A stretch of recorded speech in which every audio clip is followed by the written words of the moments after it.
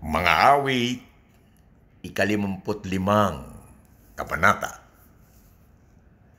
Ang panalangin ko, O Diyos, pakinggan.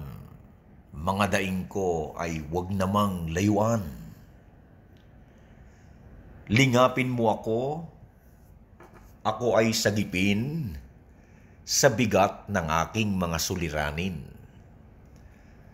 Sa maraming banta ng mga kaaway, nalilito ako at hindi mapalagay.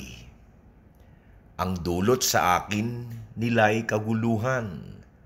Namumuhi sila at may galit ngang tunay.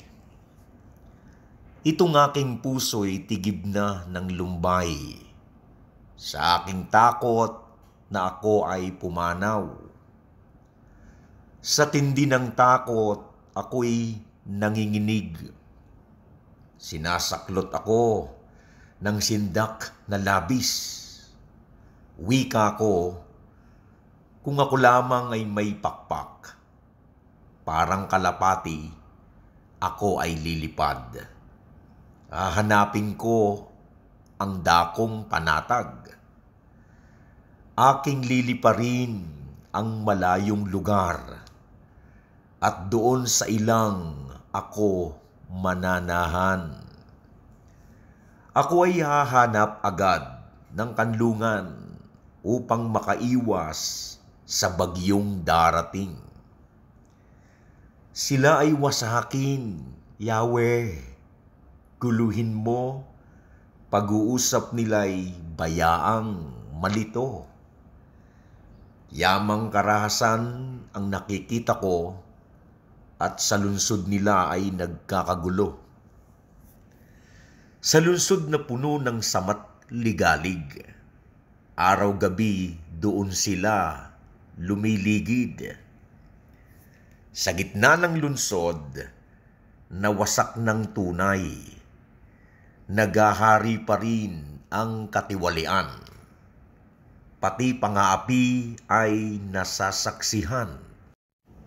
Kaya kong mabata at mapagtiisan kung ang mangungutya ay isang kaaway.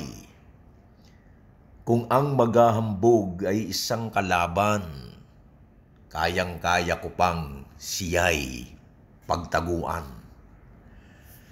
Ang mahirap nito'y tunay kong kasama, aking kaibigang itinuturing pa. Dati kausap ko sa bawat sandali, at maging sa templo kasama kong lagi. Biglang kamatayan nawa ay dumating, iuhulog ng buhay sa daigdig ng mga patay, sa kanilang puso't maging sa tahanan, iyaong nagahari pawang kasamaan. Kay Yahweh lang ako hihingi ng saklolo. Aking natitiyak, ililigtas ako. Sa umaga't hapon, maging sa gabi rin, aking itataghoy ang mga hinaing, at ang aking tinig ay kanyang diringgin. Ililigtas ako mula sa labanan, at pababaliking taglay ang tagumpay, matapos gapiin ang mga kaaway. Ang Diyos na hari sa mulat mula pa ay diringgin ako. Lulupigin sila, pagkat ni sa kanya'y wala silang takot. Ayaw nang magbago at magbalik loob. Itong taong dati aking kasamahan, mga kaibigay kanyang kinalaban, at hindi tumupad sa aming kasunduan. Ang dulas ng dilay parang mantikilya, ngunit nasa puso pagkapuot niya. Ang mga salita niya ay tulad ng langis, ngunit parang tabak ang talas at tulis. Ilaga kay Yahweh iyong suliranin, aalalayan ka't ipagtatanggol rin. Ang taong matuwid, di niya bibiguin. Ngunit ang bulaan at mamamatay tao, o Diyos, sa hukay sila'y itapon mo. Hindi magtatagal ang buhay nila sa daigdig, ngunit tanging sa Diyos ako ay mananalig.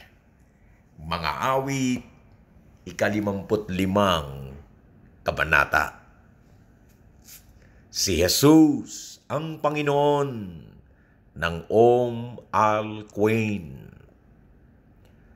Si Jesus ang Panginoon ng United Arab Emirates.